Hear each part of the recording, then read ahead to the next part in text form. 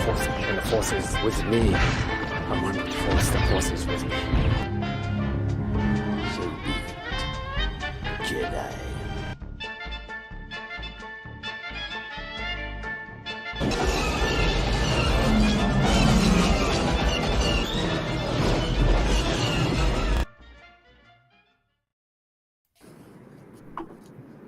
Hello, everybody. Welcome. It's Thursday night. Welcome to the Geek News Now Cantina Happy Hour. Glad you're here.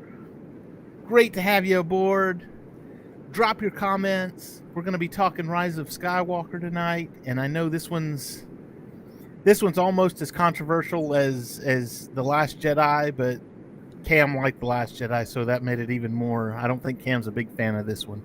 I love The Last Jedi. Not Last Jedi, but Rise of Skywalker. Oh, see? All right. Well, we'll be good then. I like it more than Last Jedi. Wow. Okay. Yeah. All right. Well, we'll get to my feelings about it. I don't have any particular strong feelings about it, but we'll get there. We'll get there. We'll get there.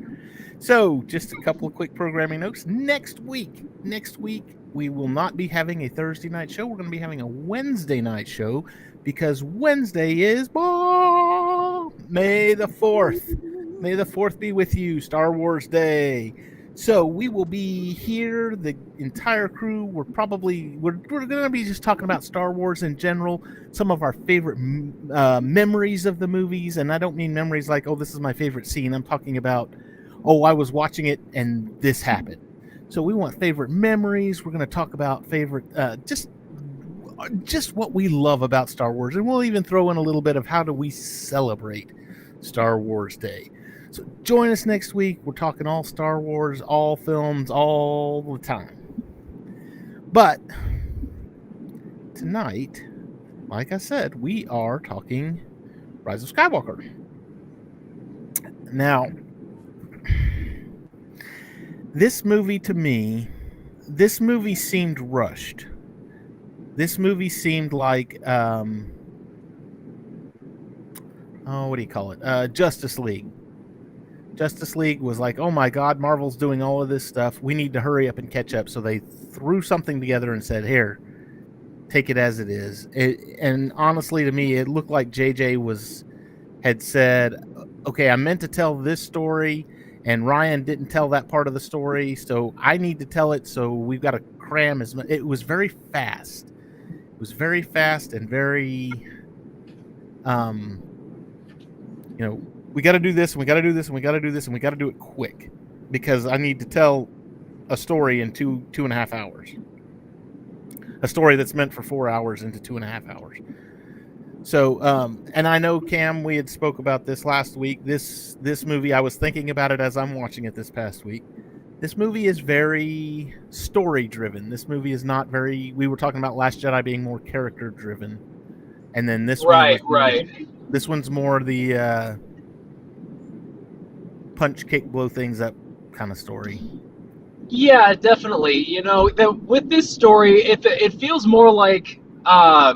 The narrative revolves around the plot, and the characters are just people that the plot happens to. It doesn't feel like any character choices have any impact, because in the end, most of the choices that they make didn't really amount to anything as far as the overall impact that they would have had on the story. So, in that sense, I'd say that's a huge drawback for me. But it is what it is. Like you said, it definitely felt very rushed. So it was, yeah, like I said, it was almost like JJ had said. JJ kind of said to himself, well, I was going to make the middle movie, and then I didn't, and now I'm like, oh, well, you didn't tell this, and this, and now I got to go back and fill in the gaps. Debbie? I don't feel that way at all. Oh. I think some of the problems with the movie, which I really didn't think there was that many. I mean, there was some stuff I could have done without, but I think a lot of the problems with the story is they had to have the story fit around Carrie, who had passed away before this movie even started. So that was, a disadvantage for them, and they had to. I mean, thank God they had a bunch of extra footage from Force Awakens or whatever, and so they had to kind of build, because this was supposed to be her movie anyways. I mean, the first one was Han's, Luke's was the second one. This was supposed to be her movie. So, no, they couldn't tell the story exactly how I assume they had planned and JJ had written out or whatever, because she died so suddenly. So they had to fit her in and then write the script around her to where it makes around the sense. scene she had already filmed. Right. So, Yeah. That might have been a big disadvantage for the movie. It's funny you should mention that, because, and I think the documentary's on Disney Plus. I happened to catch it on YouTube. They were talking about it. I watched it today. Yeah, and that's exactly what they were saying, was that, this was supposed to be Leia's movie. This was going to be her movie where we tell her story, and then Carrie died. And basically we had to reshape the entire story around what we had of her, because that's what we were using. Yeah, so it might have been a totally different movie. Well, I'm sure it probably had the same outcome, but I'm sure it would have been shot differently, and maybe some of the plot would have made more sense had she, been alive for it. So, I mean, we'll never know. But I think with what they had to work with, I thought it was a good movie. Considering, yes, that she had died, and everything there was from Force Awakens, and it was like, I mean, seriously, it felt like she was there. I mean, you couldn't really tell. I thought they did a really good job with it. It was the CGI. If there was any CGI, even if there was CGI, it wasn't so over the top to where you're going, yeah, that's fake, because her mouth ain't moving right. Or, well, the only CGI that really stood out to me was Luke training Leia. The one. I mean, they used Billy, who's her daughter, right? But as a body double, yeah. Yeah, but it was such a short scene, and I can forgive him for that. It was like 10 seconds, and they were wearing masks for most of it too. Yeah. I think for me, one of the biggest things as far as Carrie's inclusion in this movie was the fact that for most of her scenes and her dialogue, I mean, I'm going to say this because I don't know how else to say it, but I'm sure you guys will understand what I'm trying to say. She doesn't have the opportunity to act. You know what I mean? All of her lines are very, kind of one note. She doesn't necessarily say too much of anything that's of much importance. So her inclusion kind of felt forced in that regard. And I don't mean forced like they shouldn't have done it, but forced in the fact that I, as a viewer, could kind of tell that it wasn't what they wanted initially. Right. Yeah, I think, excuse me. I forgot what I was going to say. Well, oh no, Charles, what you got? Maybe you can jar Debbie's memory. I was gonna say this. When I was watching this, it made me feel like it was more of a Star Wars movie, if that makes sense, than any of the other ones in the sequels. Like, it was more flashy, had a lot better lightsaber battles, kind of just followed the same Star Wars formula. While the other, like Last Jedi and The Force Awakens, even though they had a lot to follow after New Hope and Empire, I don't know, the Rise of Skywalker felt more like a Star Wars movie to me. Yeah, and they had some callbacks to the originals, so. Yeah, and see that this is kind of interesting that you bring that up, because I think this is where a lot of the fandom is split as far as what they feel like, as far as what feels like Star Wars and what doesn't. Because for me, in my opinion, the Rise of Skywalker, it feels like Star Wars in the fact that it is flashy and stuff like that, but I don't. Whenever I'm watching a movie and I'm trying to get invested in characters, that's not what I'm looking for. And I think that's why I like that's part of the reason why I love The Last Jedi so much, is because it revolves around the characters being characters rather than what the characters do. So I guess that's part of why I'm not really a huge fan of the prequels either, because again, the prequels are flashy and they're fun to look at, but for me, that's really all that they are, and that's really how. It's kind of along the lines of how I feel about the Rise of Skywalker. It's fun to look at, but as far as the story being told, I just don't feel it. I mean, I like Rey's story in the Rise of Skywalker, but I get what you're saying. Right, and I don't hate Rey's story. I feel like, what they were building up in The Force Awakens and The Last Jedi, I feel like having her be related to somebody is kind of a step back. And also on that note, I think part of the reason why the family reveal in the original trilogy was so effective was because it happened at the end of the second movie. And so you had all that time for that revelation to really stew and set in and have it become a part of what the characters do in the movie that followed.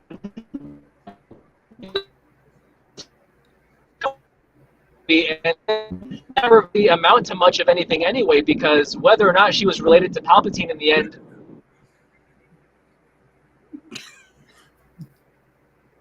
He must be in a dead spot. Me? Yeah, Oh. you're cutting in and out, and Dave, I lost you. Yeah, I can't hear you, Dave. I'm Hi, sorry, Chris. can you hear me now? Yeah, Yeah, Oh, okay. All right, sorry about that. that's all right. I can't hear you, Dave. What I was going to say beforehand, before I had seen your brain and totally forgot, if they had made this movie totally without Carrie Fisher, I think there would have been a total uproar. I Yeah. think you're right. There we go. Am I working now? Yes. Yeah, we can hear you. Cool. Cool. So as much as people might have not particularly liked this movie, which I did, but if Carrie wasn't in it at all, yeah, there would have been a riot. Yeah. I think you're right. But on the other hand, and this is one of those hindsight's 2020 things. Carrie died right after The Last Jedi premiered, or was she on the way to the premiere of The Last Jedi? She's on her way home. She was on her way home from the premiere. So The Last Jedi was out. It had just barely come out, and we were all watching The Last Jedi, and then she dies. And to me, if she not to be morbid or anything, but if Leia had died in space, blasted out of the main hangar with everybody else, that would have been perfect. I mean, everything would have lined up the way that it needed to, just because it's like, well, okay, she doesn't have to come back. But it's sad. It's very sad, and I know that's just a bad way of thinking, but that was just my thoughts on it. Let's see. I can't believe I'm saying this, but Chris is agreeing with Cam. What? What in the hell? Let's see. So, It's the apocalypse, people. Who are you and what have you done with Chris? so for those that don't know, this is Chris. It's Vase Productions. He does he hosts the MCU Monday show on Monday evenings right here on Geek News Now. My partner in crime. Partner in crime with Debbie. I'm a frequent guest. Love to have you. I missed last week. I had stuff going on, but he says Rise of Skywalker has tons of problems. If you only look surface level, it is a visually stimulating, fast-paced thrill ride. any deeper, and so many things just don't make sense. I honestly, I think I'm spot on with that one, and well, and honestly, with Rise of Skywalker, I mean, I liked Rise of Sky. I thought it was, the first time I saw it without like looking into anything, it was, it was just exactly that. It was like, okay, surface level, and yeah, there's lightsaber battles, and there's what do you call it? You got lightsaber battles and ships blowing up, and that scene at the end where all the ships show up and Lando's all like, "Oh, we're here," blah. Goosebumps, and then coming home and watching that on Blu-ray and freeze framing it. Okay, let's see if we can see all these ships. Let's see who's out there. So, which, by the way, I'll say this: Lego Star Wars, the Skywalker saga. When that happened in the games, if you've got the code, I don't know if you don't have the code if it works or not. But when that happens, when all those ships show up, the Razor Crest is like front and center. It's like right there. Can't miss it. Just so you know. That's pretty cool. So, well, I liked the movie. It had a lot of feels for me, for obvious reasons, but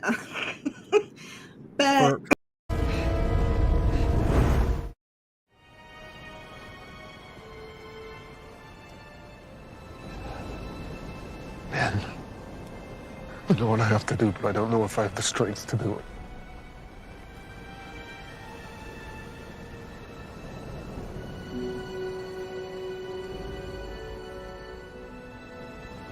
You do.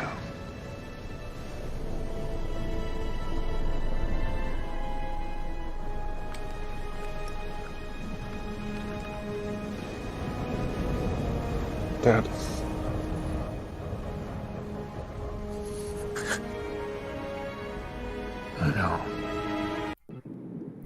I know. Oh, Debbie, are you crying? I'm tearing up because when I watched the movie in the theaters, I mean, that came as such a blow because I was not expecting it. I had not heard. I had tried to stay away from excessive trailers and TV spots and rumors and whatnot. So, but see, I don't even think that was in any of the TV spots. No, but like you said earlier, there had been rumors, and I hadn't heard anything because I was trying to stay away from everything. But yeah, that scene, I mean, I choked up. I cried like a baby. Thank God I brought Kleenex with me to the theater. But yeah, I was blown away by that because I thought never in a million years would Harrison Ford make another appearance in a Star Wars movie. So most people sneak candy into movie theaters. Debbie sneaks Kleenex in. Well, it was the last movie, and I thought, oh, I'm going to get all the feels, blah, blah, blah, blah, blah. So, yeah, if I know it's going to be an emotional movie, I'll take tissues with me. Now, you did have some of the they were talking about lightsaber battles and booms and explosions. Oh, let's see. Hang on, Chris is talking. Yeah, okay, Chris. I see your dagger quote. We'll get there in a minute. Because I want to address that too. That was one of the big things. But the lightsaber battles, and not necessarily just the one. I mean, not just Rey and Palpatine. I'm talking when I watched this. Okay, so the one between Kylo Ren and Rey on the Death Star, on the old Death Star. Holy smokes! I watched it again, and I'm just like, I had to rewind it and go back and watch it again, just because there was so much in there. I mean, it was so cool. The jumping, it honestly, it reminded me a lot of Phantom Menace. End of the Phantom Menace. No, seriously, because this was because I thought you were going to say episode 3. No, I Yeah, would go, that's what it reminded me. Instead of the lava, instead of lava, it was Yeah, we water. had that's the water what I was cannons. thinking. Yes. Okay, I'll buy that. But for me, it was, you had everybody jumping around and swirling, and it was great. When Episode 1 came out, and you had Obi-Wan and Qui-Gon fighting Darth Maul, we had never seen a lightsaber battle of that magnitude, like, ever. You are talking two Jedi who are at their prime versus a Sith Lord that is not half man, half machine. I mean, that was a battle for the ages, just because it was something new and different, and it was three Jedi at their peak. And I think this one was really reminiscent of that one, just because it's the same type of thing. You've got Kylo Ren showing up, and he's like, "Hey, Wayfinder," and then they get out onto the thing, and there's water running everywhere, and they're jumping all over the place. And then you had the one with the oh gosh, I can't even think of their name now. Knights of Ren, the Knights of Ren fight, where she was fighting the guards, the Emperor the Emperor guards, and he was fighting them. Amazing, Switching the lightsabers back and forth. Yeah, and Oh. it was just. Hang on a minute, I got it.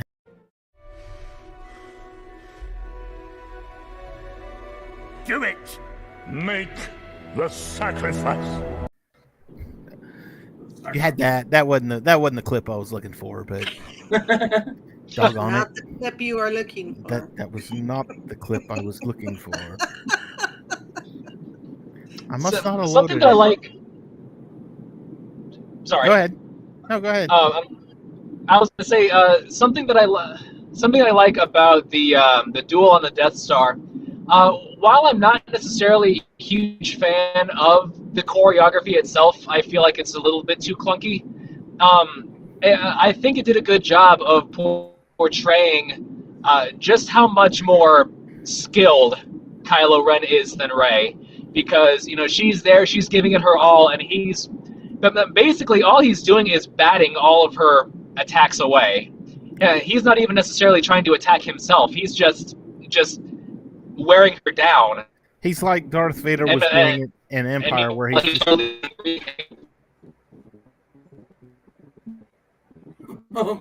We lost him again. I was thinking it was more like when Luke was beating down Vader. I was thinking Empire, when you had Vader and Luke, and Vader was just, through that whole thing, he was just toying with him, and you could tell. He was just like, whatever. Right. So, yeah, I see it as that. I can buy that. Anyway. We get to... I was gonna say one of my favorite scenes is when Rey's training with Leia. She's doing the training course and stuff. That's like one of my favorite scenes in the movie. It's at the beginning, but it's still. Oh, just because of the.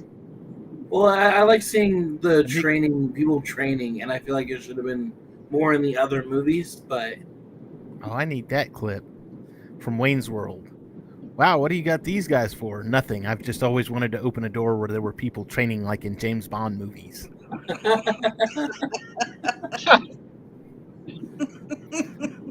Beautiful. But okay, so, and we'll touch on this. The scene with the Death Star. Chris had said something, and I this was one of the things that really bothered me.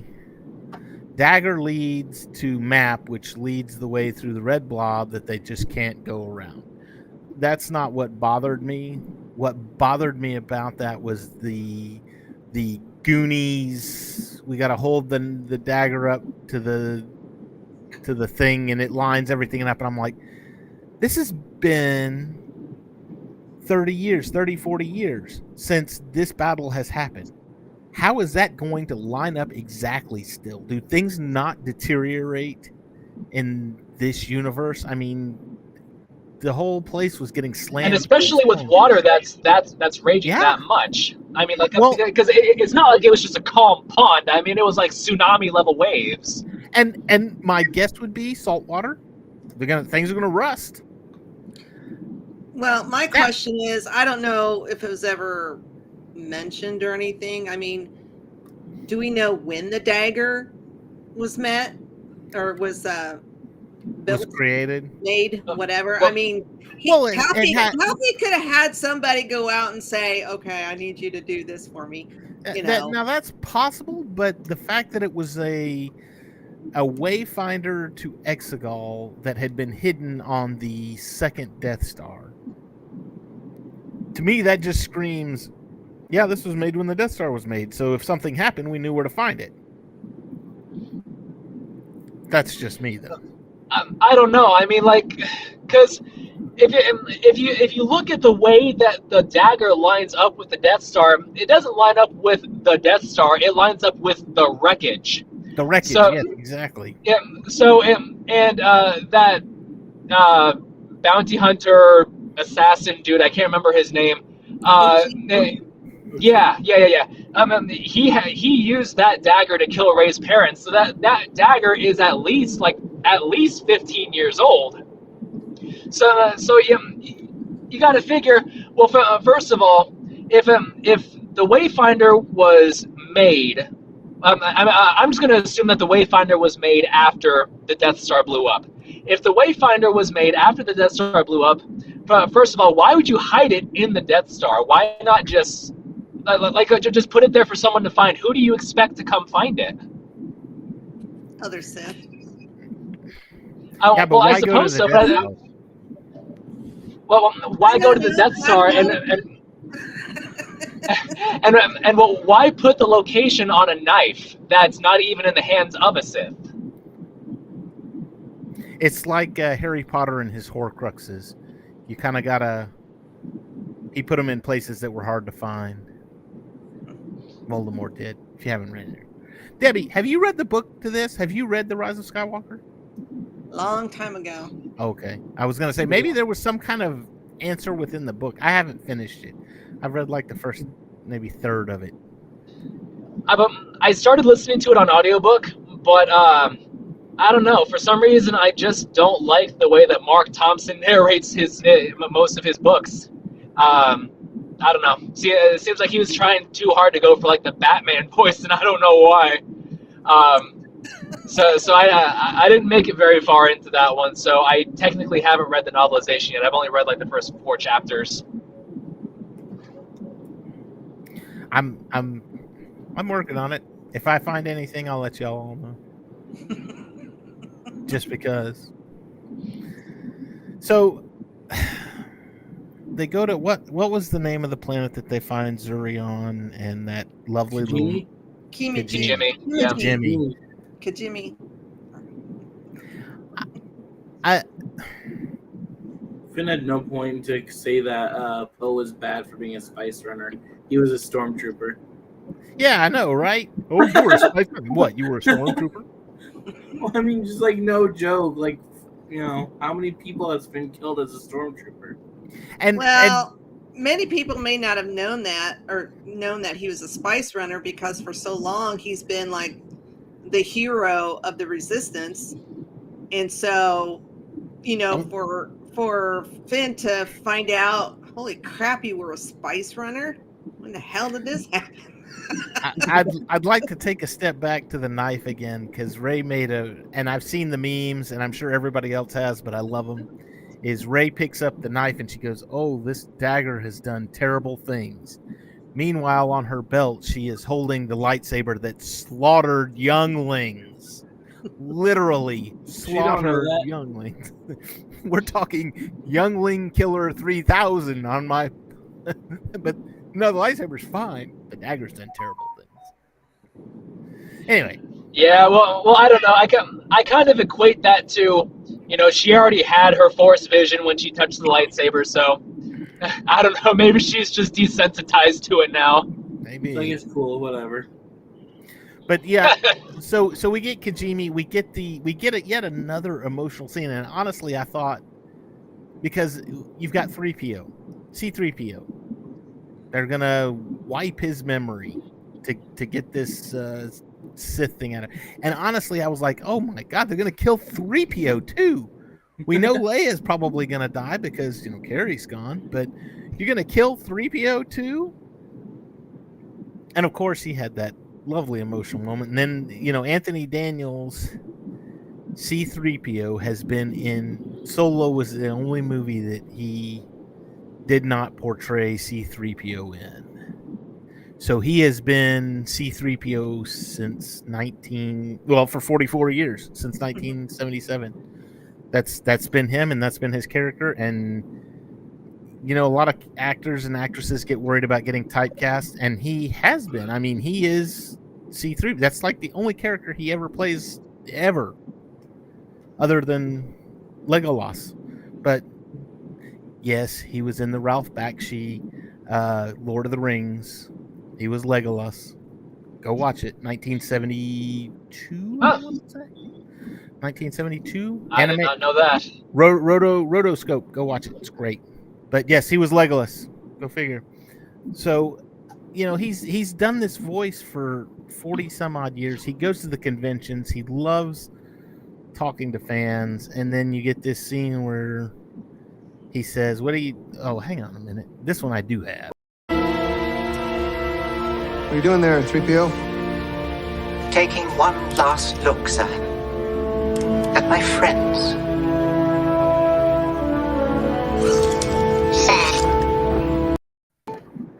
Sad. I think that's a more emotional moment than the Han moment. Really? Oh, I don't know. I don't know Hell about is that. wrong with you? I don't know about that. But I don't know. I think it's just the illogically of Han coming back. Han said, Ben was going to say, Dad, I love you. And Han said, well, before he even said, I love you, he said, I know. You knew it. You knew what he meant. And it was like, oh, True. Good point. Good point. Yeah, I think if Han was already dead. I don't know. I didn't get emotional about 3PO because I just knew there was no way in God's green earth R2 was going to let that happen.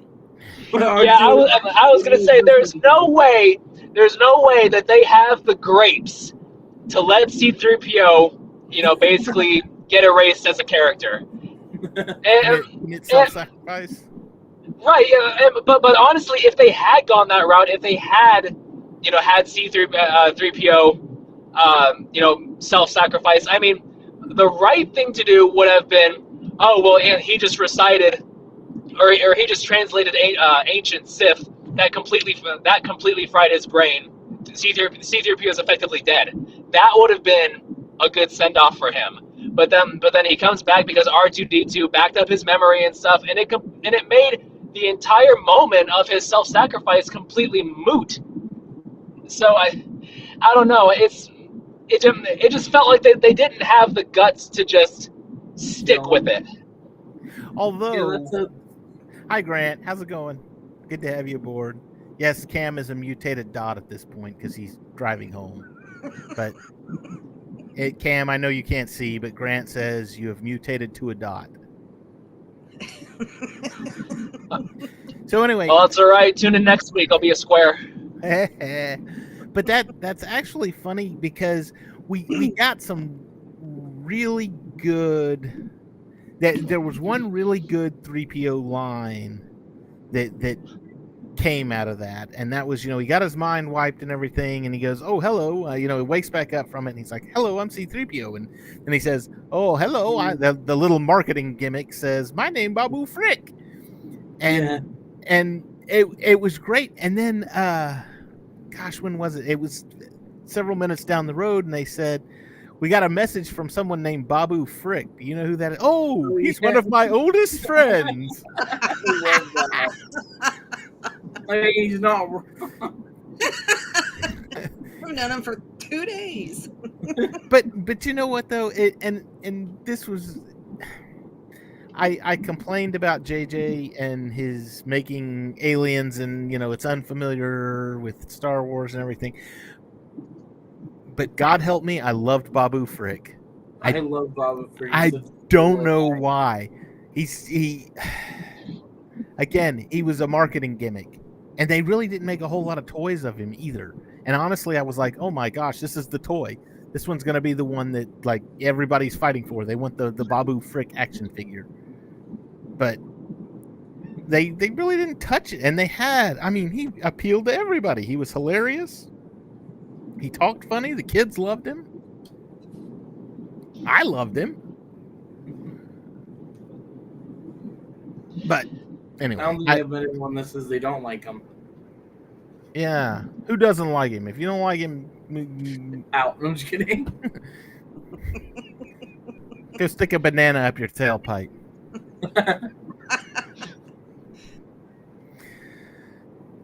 Okay. We'll touch the elephant in the room here. Palpatine coming back. I don't hate it. Yeah, I've got some feelings on that. Okay, Cam, you're gonna go last. Debbie, I know you got feelings, Cam. Don't worry, we'll get you. I really didn't understand all the hate about this because, I mean, he came out at Celebration when it was, everybody was just like flipping their lids. Everybody's excited, especially blah, because the end of the trailer was him laughing, and then he was on stage. Ian McDermott was on stage, and he says, "Do it again." And they played it again. I was like, ah.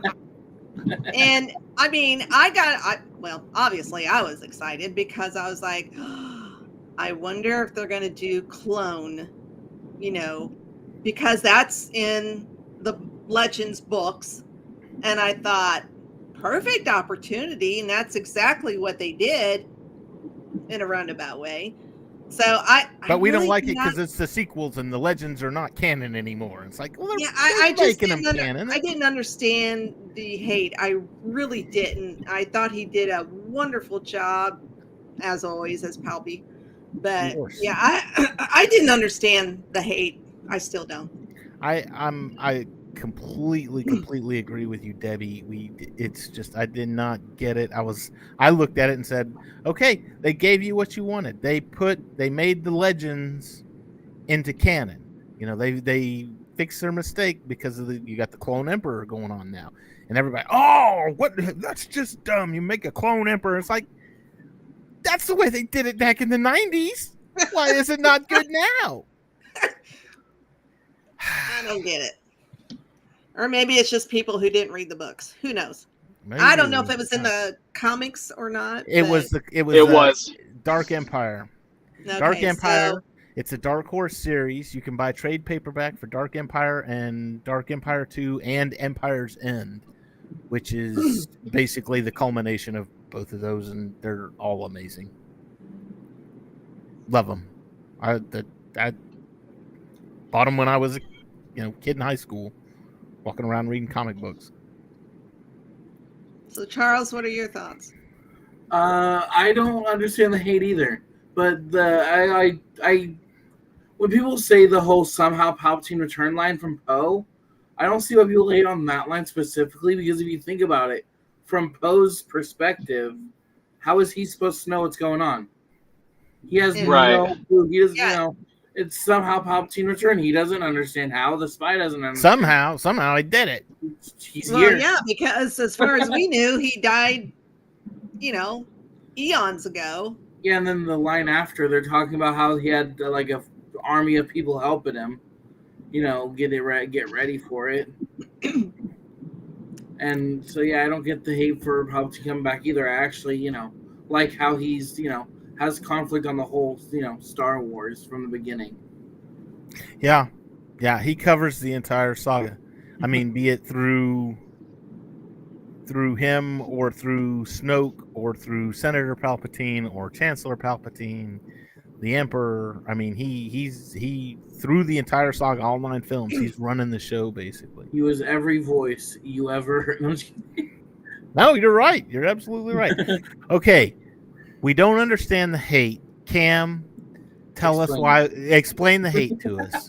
Tell us why we need to hate this. Well, no, I'm not. I'm absolutely not going to tell you why you need to hate it because I don't hate it. I don't understand Okay, it's not that I don't understand. Let me reword that. I just don't particularly like the context under which he was brought back, because I don't like what it ended up doing to the story of the sequel trilogy overall. I truly feel like Kylo Ren should have been the main villain of the Rise of Skywalker, just like he was the main villain of The Force Awakens and The Last Jedi. I know, it's like poetry; it rhymes. Palpatine was the big bad guy of Return of the Jedi, where Vader was the big bad guy for the first two. But at the same time, it felt like a huge regression for Kylo Ren's character to have him end up subservient to someone else whenever he spent the entire last movie trying not to be. But don't get me wrong, I love Ian McDiarmid. I love what he did with Palpatine. Having him be a zombie clone for the majority of the movie was something new and interesting that we hadn't seen before. And every time he's on screen, I love it. It's just I just don't like what his inclusion to the story did to the story. I flashed a comment up there. This is from the Geek and I podcast. John Biscardi. I'm trying to think of his name.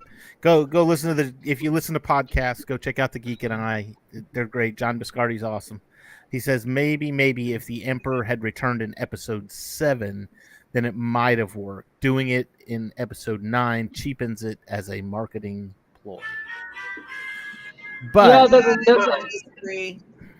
that kind of is how I feel about it. I have no problem with having Palpatine be the catalyst for the events of those movies, but I just don't like that he was literally there. What if he had done? What if the Emperor had been like the Emperor was in the original trilogy? You knew something was out there, but you didn't quite know what it was, and you've got Kylo Ren as the face of this thing, and he's the one really running things, and somebody's pulling his strings, basically. And then at the end, in Return of the Jedi, we finally get to see the Emperor. We finally get to see who this big bad is, who is pulling Darth Vader's strings.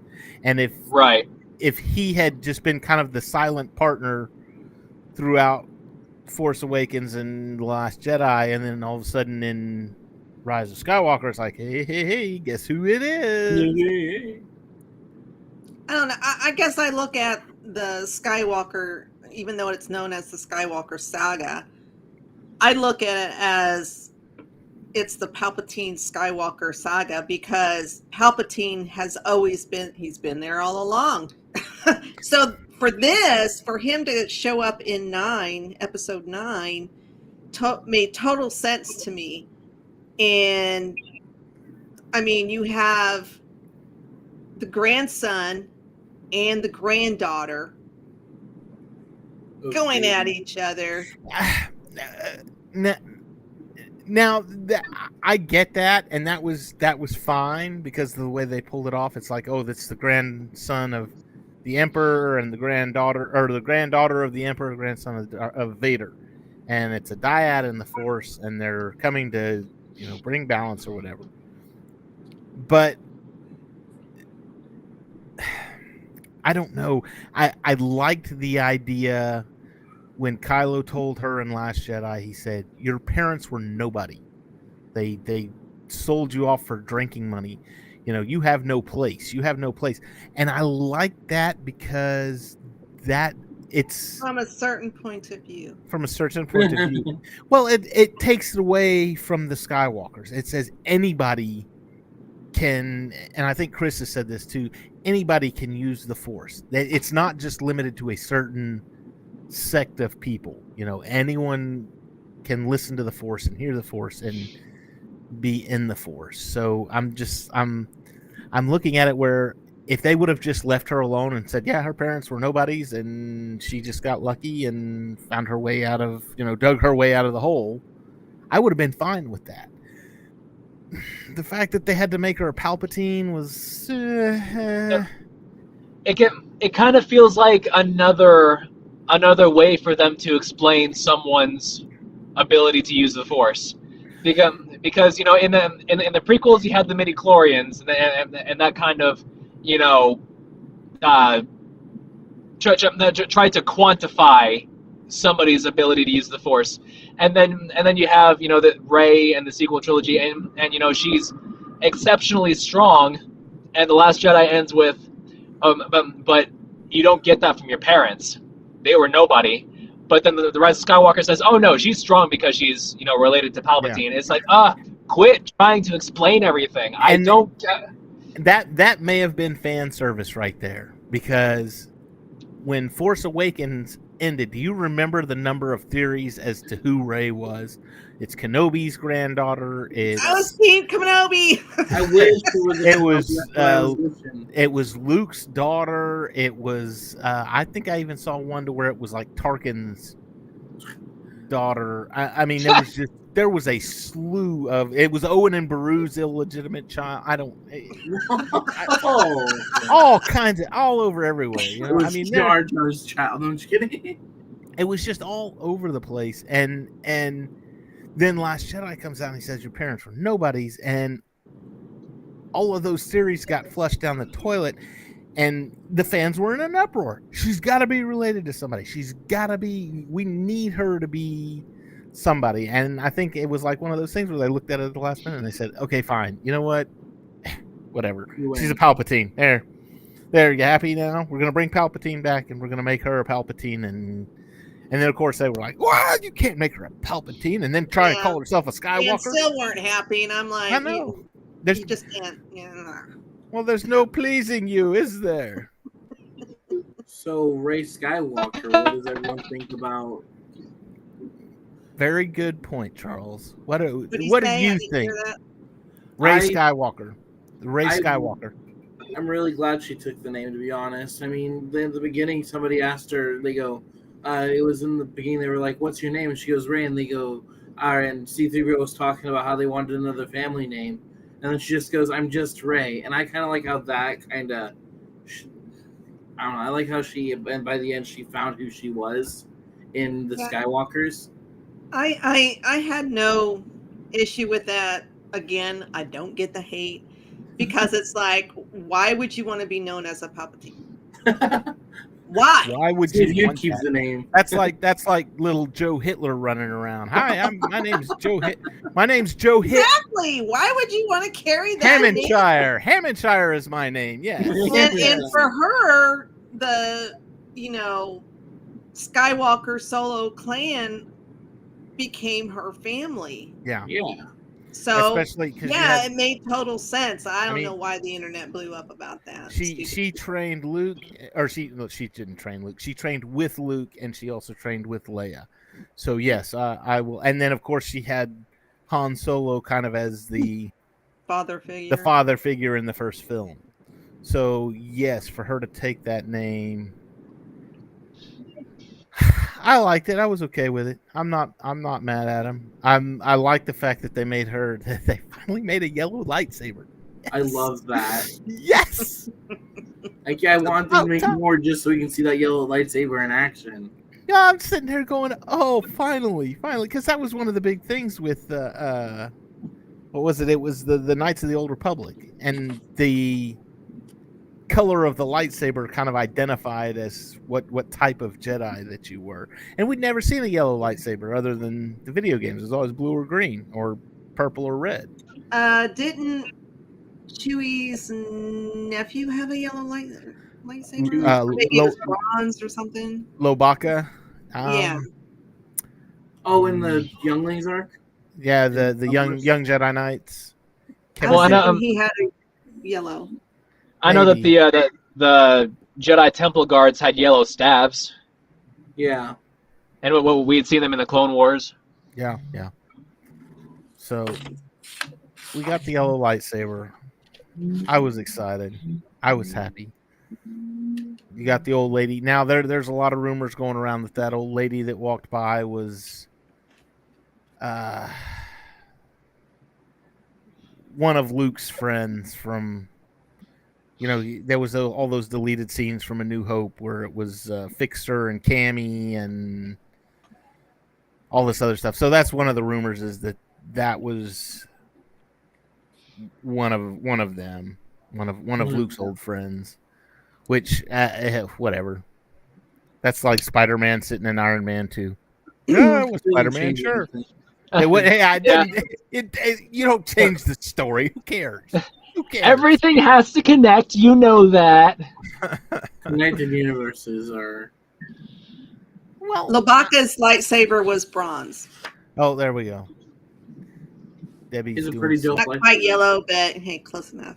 Debbie's doing some internet research there. I was trying to, because I was like, I know I read that somewhere. Damn it. I haven't read those books in a long time. I need to. Okay, Rise of Skywalker. I'm still stuck on The Last Jedi. Rise of Skywalker. Debbie, have we covered everything in your notes? Or was no, I got 3 pages worth, but I would like to know. I'm not surprised. How everybody thought about, the dyad with Kylo and Rey being a Force dyad. Like it, hate it? Well, I don't hate it, but I don't know. It was one of those things where it was there, but I wasn't sure why it was there. Because they don't tell us why they're a dyad. They don't tell us what in the Force dictated that they become one. And don't get me wrong, I don't want them to explain everything to me, because I'm not somebody who needs to have every plot point spoon-fed to me through, heavy-handed exposition, which this movie is full of. But at the same time, though, the dyad the idea of it just didn't make a whole lot of sense to me. It's like yeah, they're the offspring of these two people that were, involved with each other, but what specifically makes them connected? What makes it so special? It's like Palpy says in the movie, it's a very, very rare that it happens, but it does happen.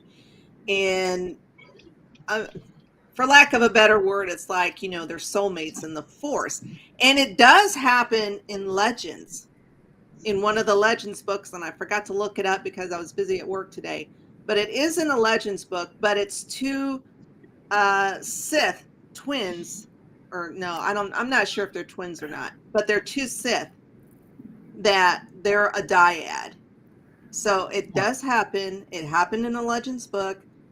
They're just bringing Legends back to life. That's all there is. Yeah, I snob my nose to you. The best Legends that they didn't bring. You're gonna sit there and call it a dyad, and then Rey goes and kills Ben. Yeah. Why does? And she did it on purpose. Now she did not kill Ben. She did too, Debbie. Listen to this. Listen to this. She murdered him. Here's my theory. So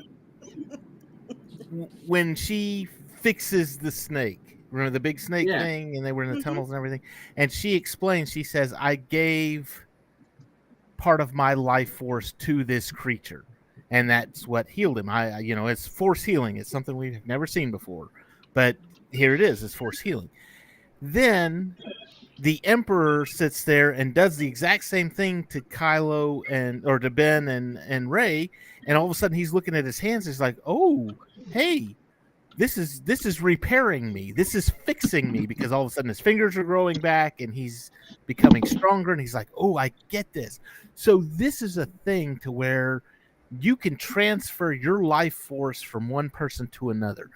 Ben does it when Rey is dead, and he gives part of his life force to her, and she sits up and she's happy, and then she kisses him and sucks the rest of the life out of him. She murdered him. No, that's not how it works, hon. Oh, please. I think because she was dead, it takes more of the life force to bring that person back. That's okay. So why was he still alive then? I mean, he was still alive for another minute or two while he kissed her, or was he dead and we've got necrophilia going on? Ooh. Yeah, Big I word. don't know. In my, I don't know, plot point. I think she's a force vampire, and I think she sucked the life out of him. Oh my God, Grant just said the same thing. Yeah, I didn't even see that. Yeah, there it is. Right at the same time, his comment popped up, and then you said it right. I love it.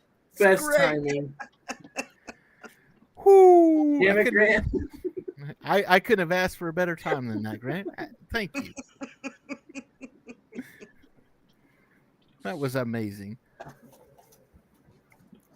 So anyway, that's my thought is I get the diet. And because she sucked his life force out of him, all of a sudden she had Skywalker life force. She could claim to be a Skywalker because she had that Skywalker life force. This is true. Whether you believe she sucked it out of Ben or not. He passed off some of that life force to her. So that's her. She staked her claim in the Skywalker line. I also thought it was interesting that when Palpy is it was just Rey at this point in the movie, and Palpy is giving practically the exact same speech he gave Luke in Return of the Jedi. Your pitiful friends, look at them. They're losing. They're going to die. The only way to save them is to join up with me, blah, blah, blah, blah, blah. And he gives the exact same, pretty much, word for word to Rey. I was like, oh, that was a nice callback. Well, of course it was a nice, yeah. It was Cam. I know you can't look. You're not looking, but Grant apparently is laughing so that his sides are splitting. That's what Debbie's laughing at. His ribs are giving in. So anyway, and honestly too, I really liked the battle, and I liked the fact that they had it, that it was a ground and space battle all at the same time. I mean, kind of. They were in really. Space though. But they were in. Well, okay, fine. There were starships flying around, blowing each other up. Okay. Yeah, they're not in space. Okay, fine, I get it. They're still in starships. But then you had Finn and his crew on the Star Destroyer, not on the ground necessarily, but they were on the Star Destroyer, riding the horses, which was jam the speeders. They are speeders, and actually it worked. It was a lot better than those stupid horse cat things from Last Jedi. And I think it was better because it was not overdone. The horse things in The Last Jedi, the Farmiers? Farthiers. That was, to me, overdone. There was too much of that. But this was just right to where, yes, okay, fine. Hey, that's great. Jam their speeders. We can't. They're not using speeders. Yeah. So you had the ground battle on the Star Destroyer, which was, I thought it was great. I liked it. It was something new and something different, and it was refreshing. I could have lived with or without it. I just think they underused Finn's character in this movie. Yeah. They could. Yeah, they definitely. They were setting him up for something a lot bigger, and he just kind of got dusted aside. Well, they did the same thing with Rose. I mean, Rose had like what, 2 lines? Yeah, I don't know if that was her decision because of all the hate and backlash, blah blah blah, or if that was actually part of the storyline. I don't know. But I thought, not that I found her character annoying at times, along with Finn, but I would have liked to have seen her, because it looked like she did grow as a character. I mean, she's more confident and she's doing things. She's, working with Leia, and, she's in the Resistance. So I think she was a lot like Jar Jar Binks was in the original, or in the prequel. Well, I mean, seriously, you think about it. In the first movie that he was in, he was just this goofy clown. Yes, exactly. And he was just there so kids could laugh at him and we could have fart jokes in Star Wars. And sell toys. But with episode 2 and 3, when those came out, he was in them, but he was toned down so much, and he became, well, he didn't become, but to me, he was a much more likable character in episodes 2 and 3 because he wasn't there as much. And then the Clone Wars happened, and he just got crazy stupid again. There were several episodes. Finn and Rose were cast out, to be honest, in this movie. I completely agree. They could have had and done so much more with Finn, and I mean, I don't know if because my feeling with the sequel trilogy was to, bring back the originals, usher them out, and we bring in these new characters that will carry on with the next God knows how many Star Wars movies. And now that's not going to happen as far as we know, because there was just so much backlash. Yeah. The fans killed Star Wars. If people keep saying, "Oh, well, Disney ruined Star Wars." No, the fan base ruined Star Wars. Yeah, so I don't know. Somebody on Geek News Now wrote an article, something about, do we really ever need another Star Wars movie? Oh, who was it? Who wrote that? Can we be happy with just the TV series? And I love the TV series, so the ones that we've gotten, but I would like to see.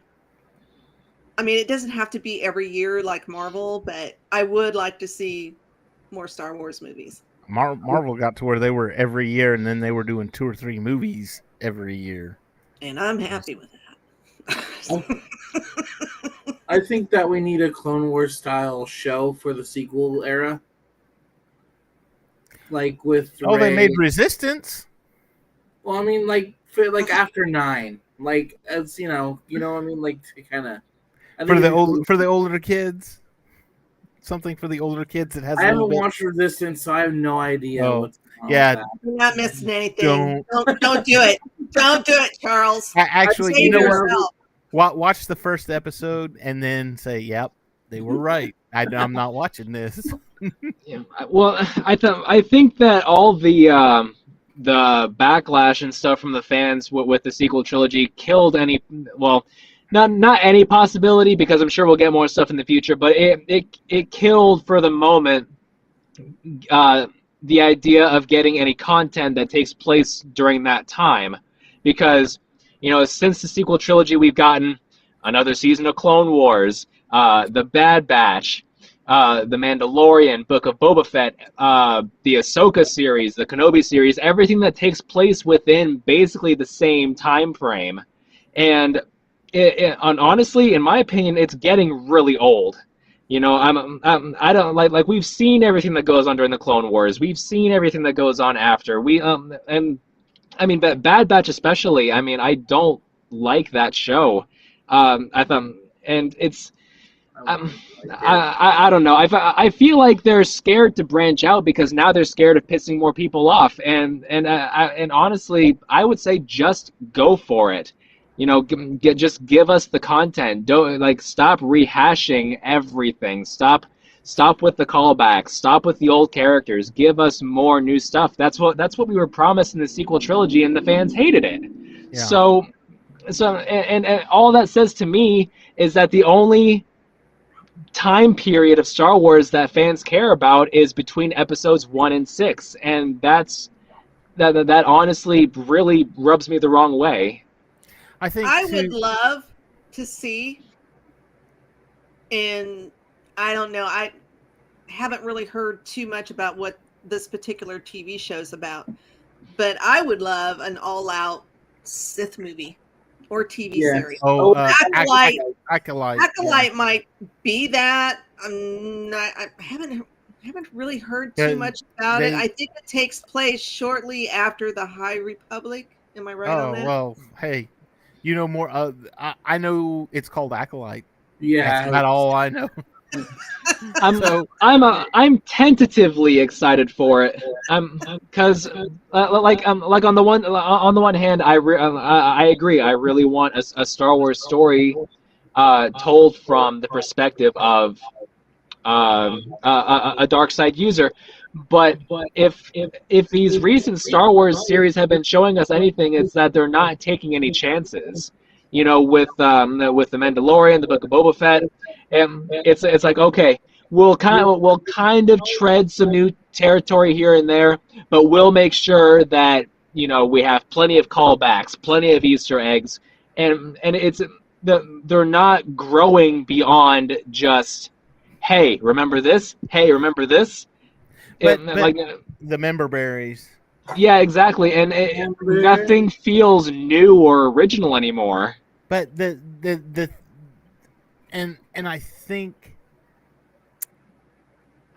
this is my theory, is that they're getting ready to tie all of that stuff, Mandalorian, Book of Boba Fett, maybe not Ahsoka, but at least the Mandalorian. They're getting ready to tie all of that to The Force Awakens. Mm-hmm. And the only reason I say that, and the only reason that this don't you know that it's going to retcon this? Yeah, they're going to retcon the whole thing. Yeah. No. No, people. Because what are they doing? Gideon is looking for the child. Why does Gideon want the child? We don't know exactly, but we know that they're drawing blood from him.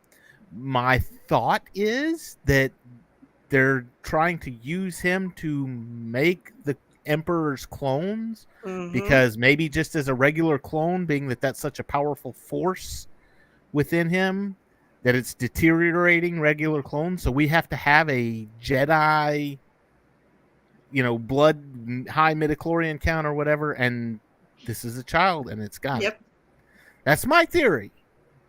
Now I may be way off base. Huh? Wasn't there a Snoke in one of the tubes in the Mandalorian at some point?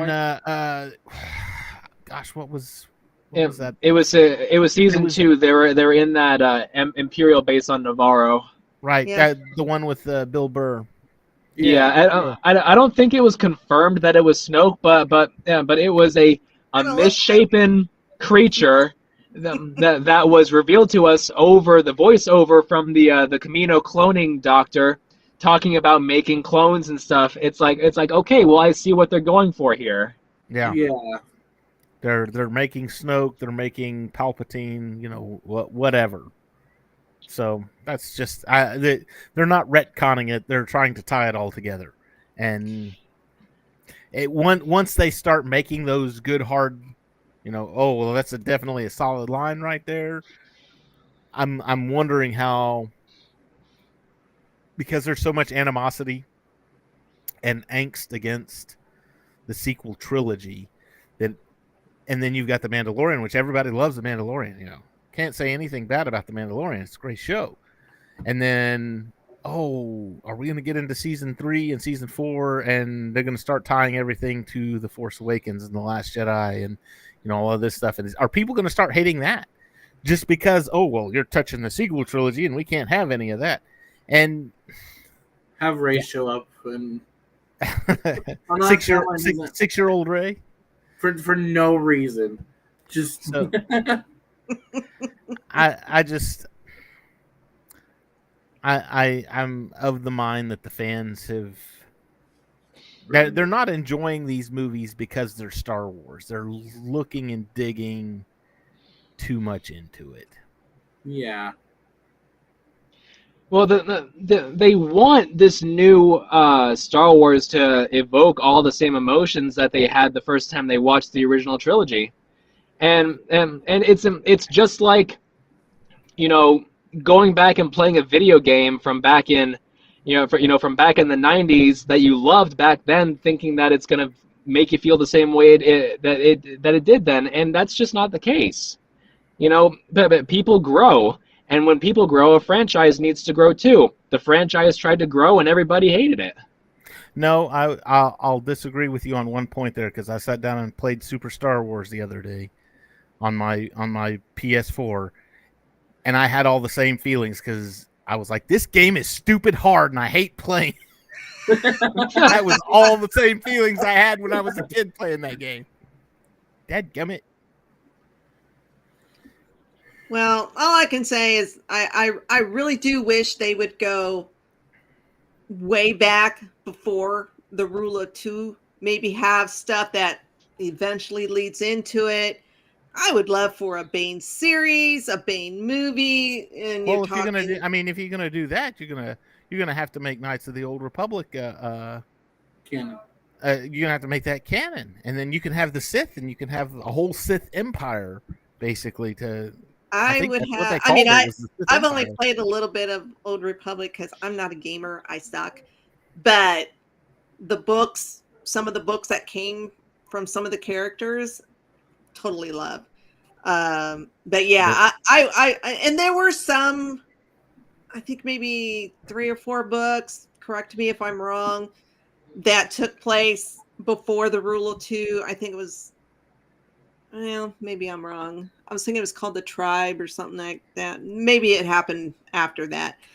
But yeah, I would like to see, just a planet full of original Sith, because the original Sith, really don't look like us.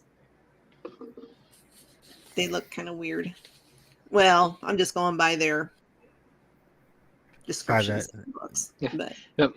Yeah, the original Sith all looked like Dr. Zoidberg. So. Yeah, they got kind of like tendrils or something. Yep. Which, when I say that, all I can think of is Pirates of the Caribbean. Davy Jones. I only watched like one of those movies. You haven't watched any of those movies? I watched like one of them. I watched like the first one. What is wrong with you? No, I agree with him. The first one was the only good one. I've watched all of them. I've seen them all. I know that the first one was the only good one.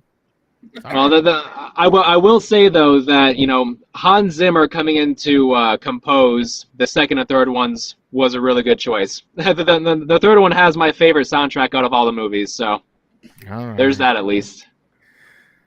Okay, we have been over an hour. Shameless plugs, Debbie. You have any shameless plugs? And see you Mondays. See you Mondays. Doing Moon Knight. We're on episode 5 this week, right? Yes. Oh my God, what an episode. If only I didn't work on Monday, man. I really love Moon Knight, and I would talk about it. Yeah, it's wow, heart-wrenching. Oh Lord.